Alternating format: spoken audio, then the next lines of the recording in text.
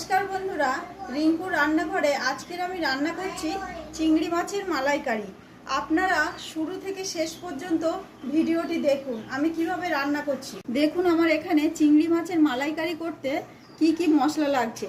এখানে কাজু আর পোস্ত সর্ষে বাটা, এখানে লাগছে টমেটো কুচোনো, পেঁয়াজ কুচোনো, আর এদিকে ধনেপাতা, আর এদিকে আছে কাঁচা লঙ্কা, আদা রসুনের পেস্ট, এখানে আছে টক দই। আমি আগে প্রথমে চিংড়ি মাছটা ভেজে নেব। আমি এখানে সাদা তেল ব্যবহার করছি, তো তেলে একটু হালকা লবণ ফেলে দিয়েছি। চিংড়ি মাছগুলো ভেজে নিচ্ছি। তো এখানে আমি দিয়ে নিচ্ছি কিছু মাছ। সব চিংড়ি মাছ ভাজা হয়ে গিয়েছে, তো আমি তুলে নিচ্ছি। চিংড়ি মাছ ভাজার সেই তেলেই আমি পেঁয়াজ দিয়ে দিচ্ছি।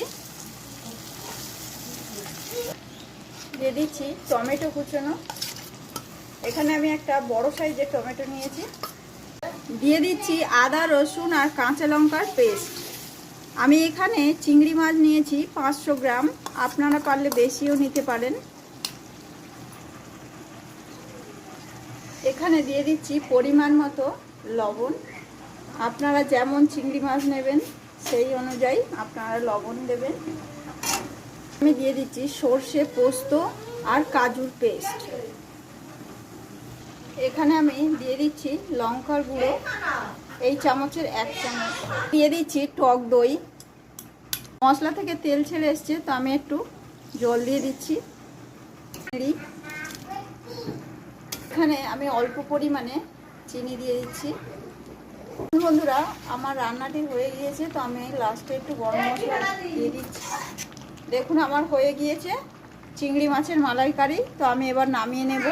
দেখুন বন্ধুরা, আমার চিংড়ি মাছের মালাইকারি হয়ে গিয়েছে।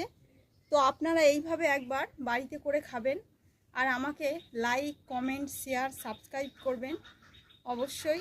এইরকমভাবেই আপনারা করে খাবেন। কেমন হয়েছে দেখুন। এই চিংড়ি মাছের মালাইকারি মানে বাঙালিদের কাছে খুব প্রিয়। গরম গরম ভাত দিয়ে তো খেতে খুবই ভালো লাগে। তো আমি নিচে গিয়ে গরম ভাত দিয়ে খাবো। আপনারা এইভাবে একবার করে খাবেন।